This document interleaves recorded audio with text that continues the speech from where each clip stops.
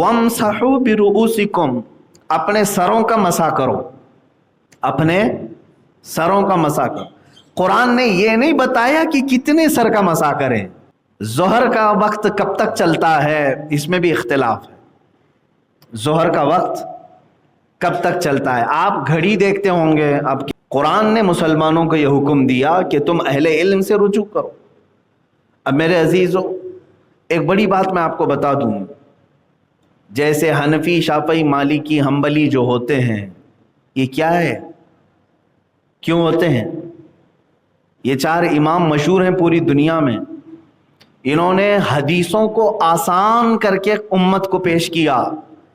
कुरान की आयतों से डायरेक्ट मसला निकालना मुश्किल था, उन्होंने मसाइल निकाले और पूरी एक किताब बना करके दी। क्या ये तुम्हारे लिए जिन जिन मामलात में ज़रूरत हो, नमाज के, रोज़े के, ज़कात के, हज के, ज़राअत के, तिजारत के, मामलात के, तलाक़ के, खुला के, निकाह के, रज़ाअत के, मुसाहरत के, हर एक के मसाइल कुरान से और हदीस से इन्होंने निकाले। कौन? ये इमामों ने, इमाम आज़म अबू हनीफ़ा, इमाम शाफ़ी, गोया के आसान करके उम्मत को दिया।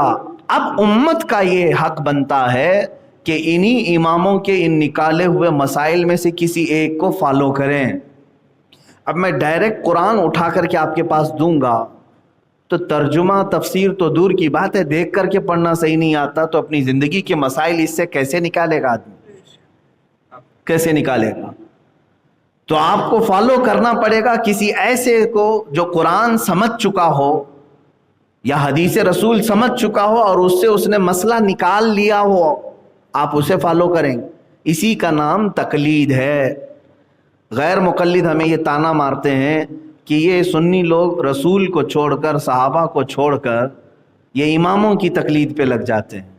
मेरे अजीज़ों, ऑलरेडी वो खुद भी तकलीद कर रहे होते हैं लेकिन उन्हें मालूम नहीं।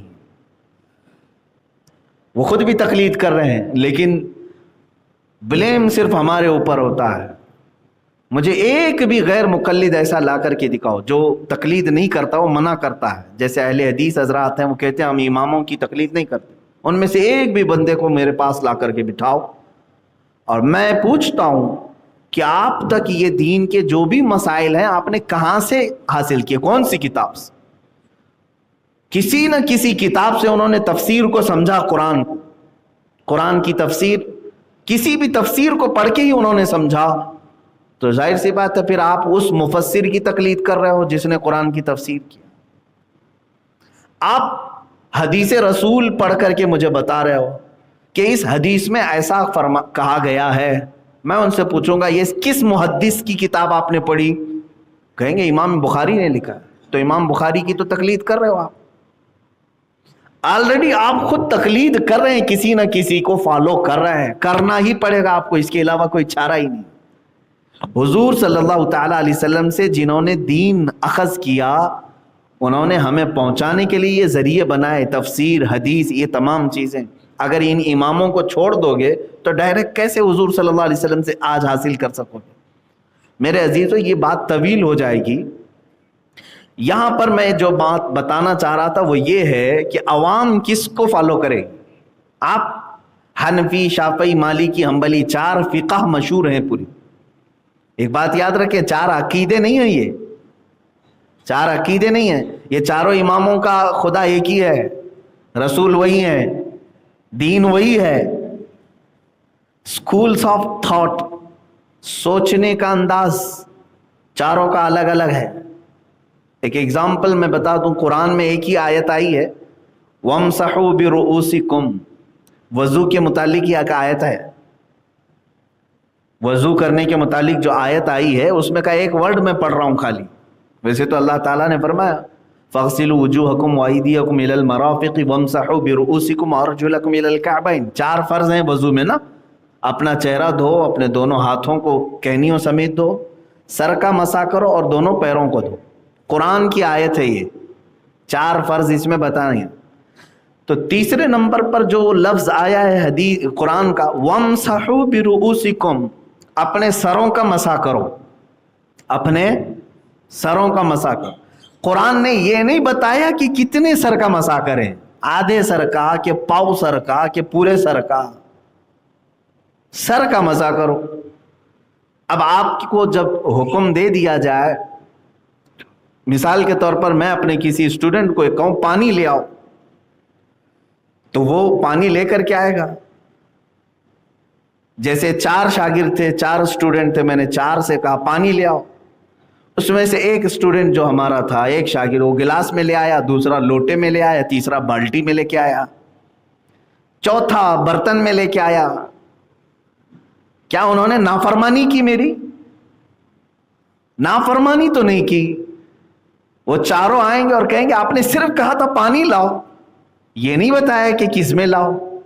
پانی لانے میں سارے لوگوں نے ہمارے بات کو پورا کیا، گلاس والا بھی، لوٹے والا بھی، بالٹی والا بھی، برتن والا بھی، لائے تو ہیں پانی، حکم پر عمل کر لیا.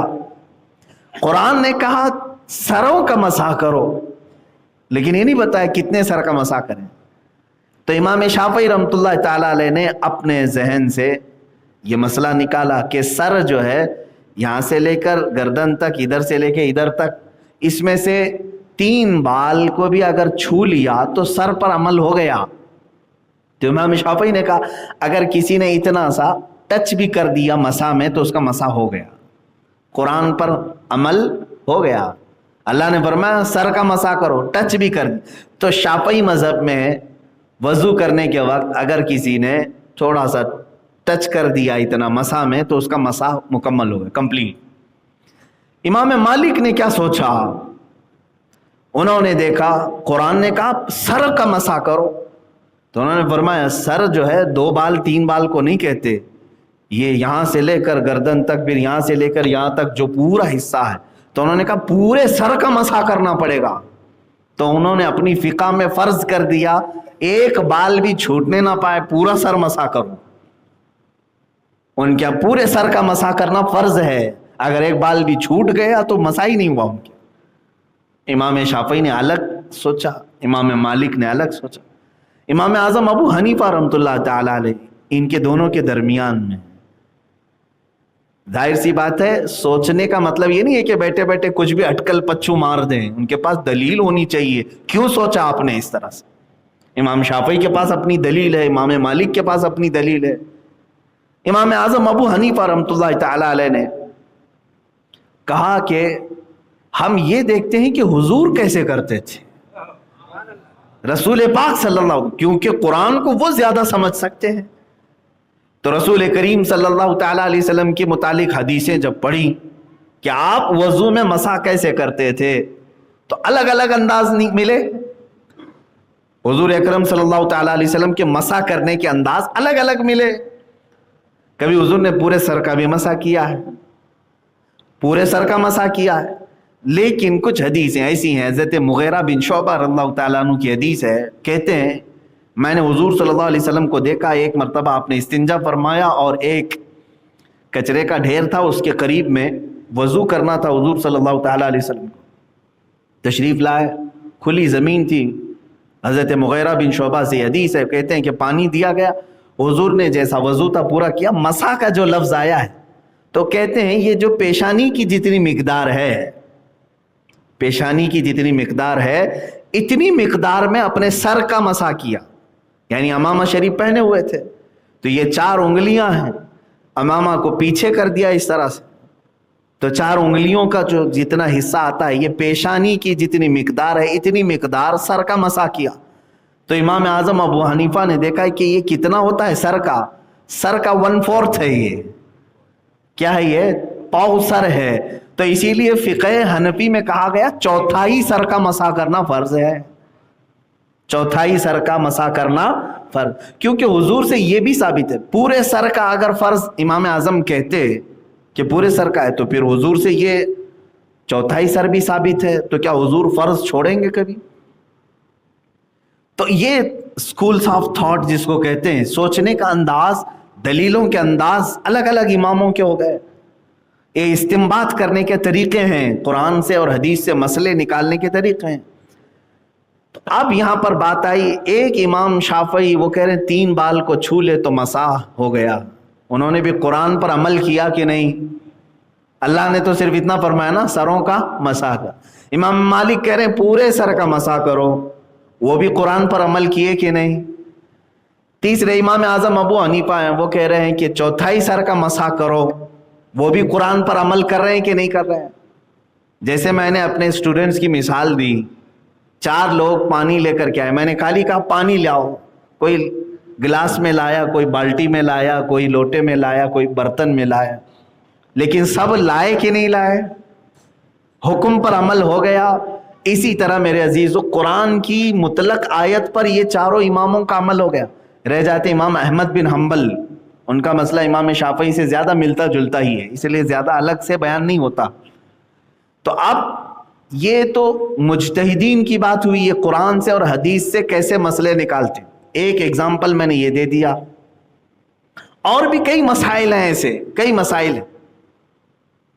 ان اماموں کے مسائل نکالنے کا طریقہ. اب آپ کس کو فالو کریں گے, اب بات یہاں آتی. جو مجھے بتانا تھا وہ یہ, آپ کس کو فالو کریں گے. جیسے آج بعض غیر مقلد چاروں اماموں کو پڑھتے ہیں اور اس کے بعد کہتے ہیں جو آسان لگے, جو طبیعت میں آئے اس کو عمل کرتے چلے جانا. یعنی کبھی ان پر, کبھی ان پر, کبھی ان پر, چاروں فقہ میں کبھی اس کا لے لیا, کبھی اس کا لے لیا. یہ مکس کھچڑی, اور یہ نظام درہم برہم ہو جائے گا اگر اس طرح سے آپ لیتے رہیں گے. اس کی ایک ایگزامپل میں بتا دیتا ہوں, اس کی ایک اور ایک ایگزامپل. ظہر کا وقت کب تک چلتا ہے, اس میں بھی اختلاف ہے. ظہر کا وقت کب تک چلتا ہے. آپ گھڑی دیکھتے ہوں گے, اب کے زمانے میں ہمارے بچوں کو اور سب کو گھڑی ہی بتانا پڑے گا. ٹائم بتائیے آپ فکس, شریعت میں فکس ٹائم نہیں بتائے گا. یہاں ہو سکتا ہے ظہر کا ٹائم جو ہے 2 بجے سے لے کر 4 بجے تک چل رہا, ہو سکتا ہے کسی اور ملک میں 2 بجے 4 بجے دن ہی نہ نکلا ہو.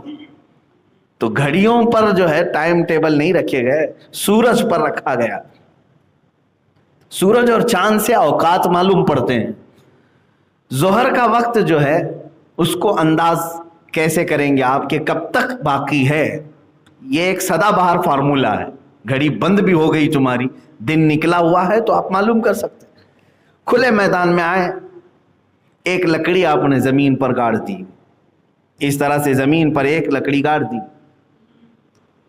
ایک 4 انچ کی یا 6 انچ کی ایک چھوٹی سی لکڑی آپ نے لی, جتنی بھی آپ کی مرضی.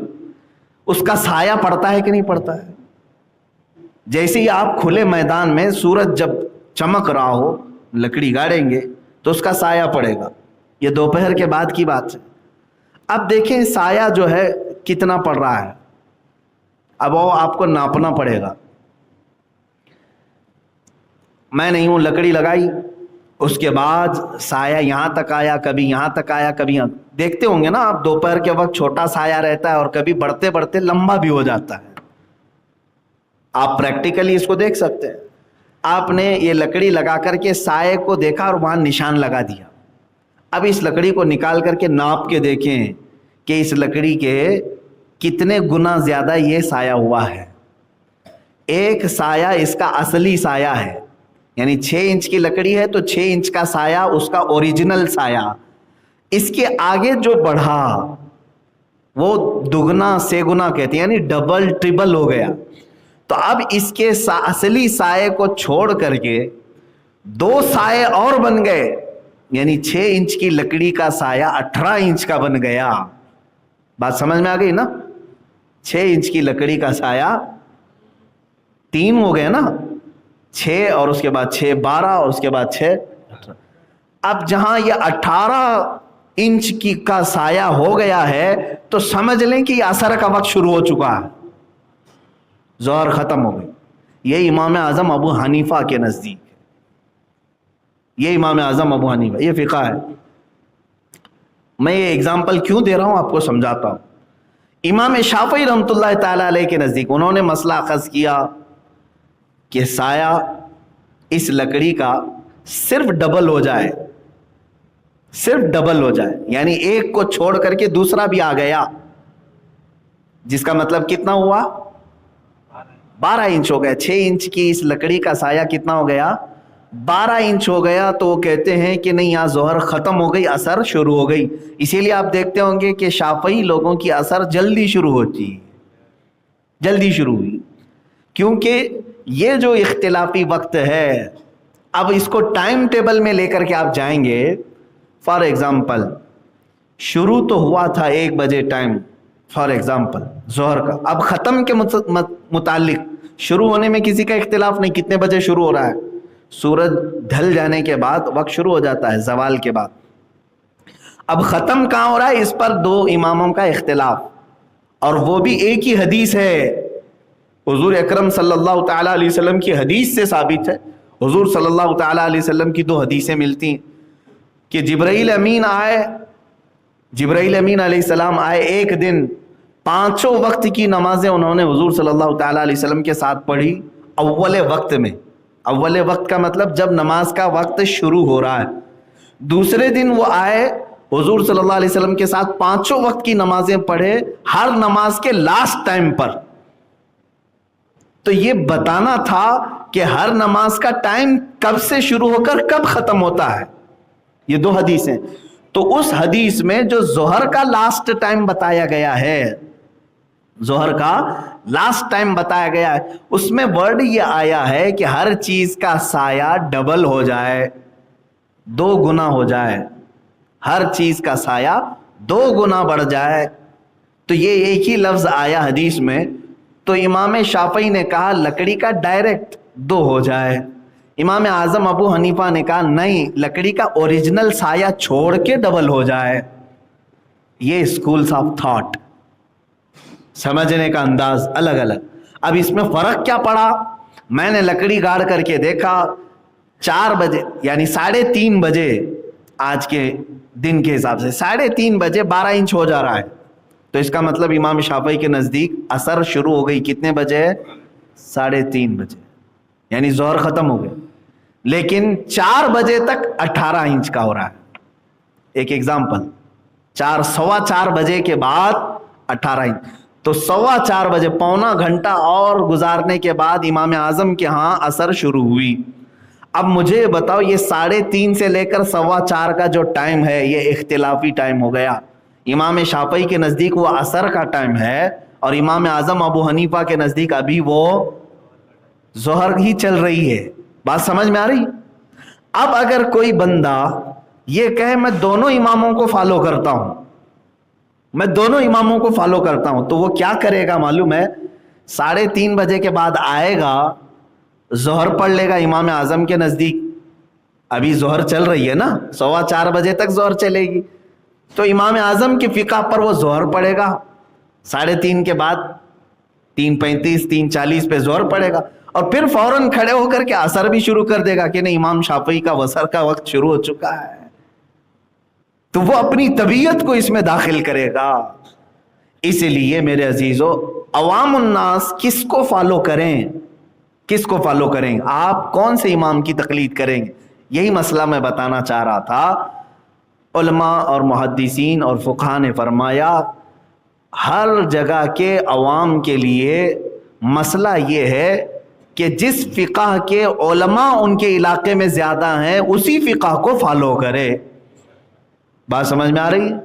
आपके इलाके में अगर इमाम आज़म अबू हनीफा की तकलीद करने वाले उलमा ज़्यादा हों, तो अवाम भी वही फ़िक़ह को फॉलो करे, इसलिए कि तुम डायरेक्ट मसाइल नहीं समझ सकोगे। अगर कहीं पेचीदगी आएगी तो पूछोगे किससे? इमाम आज़म से, इमाम आज़म अबू हनीफा से पूछोगे जाकर? नहीं, बल्कि तुम्हारे दौर ज़माने में मौजूद जो उलमा हैं उन्हीं से सवाल करोगे। आप उत्तर प्रदेश में रहने वाला कोई, यूपी में रहने वाले अक्सर उलमा, जितने भी उलमा हैं वहाँ सब हनफी हैं, सब हनफी हैं, फ़िक़ह हनफी को मानने वाले। वहाँ कोई उठा और कहा कि नहीं मैं आज से शाफ़ई बन जाता हूँ, इमाम शाफ़ई को फॉलो करूँ, तो उसकी इतनी कैपेसिटी नहीं कि नमाज के मसाइल, रोज़े के मसाइल, हज के मसाइल वो इमाम शाफ़ई के कहाँ से ढूंढ करके लाएगा, फिर उलमा के पास उसे जाना पड़ेगा। तो वहाँ जो मौजूद उलमा है वो फ़िक़ह हनफी के उलमा हैं, तो उसे ऐसे फ़िक़ह को फॉलो करना होगा जो उसके इलाके में, उसके ज़माने में जिस फ़िक़ह के उलमा ज़्यादा हैं। अब केरला में जाएं, کیرلا میں تقریباً سب شافعی ہیں، کوکن کے علاقے میں اکثر شافعی ہیں۔ اب وہاں پر کوئی یہ کہے کہ نہیں میں مالکی بن کر کے رہوں گا، تو مسائل کس سے پوچھے گا جا کر کے؟ علماء سب شافعی ہیں۔ تو اس کا مطلب یہ ہوا کہ عوام الناس ڈائریکٹ یہ چاروں اماموں کو فالو نہیں کرتے، بلکہ اپنے زمانے کے علماء کو فالو کرتے ہیں۔ یہی قرآن کہہ رہا ہے کہ جب تمہارے درمیان کوئی اختلافی مسئلہ آئے تو اہل علم سے رجوع کرو جو تمہارے زمانے میں موجود ہے۔ یہ قرآن کا حکم ہے۔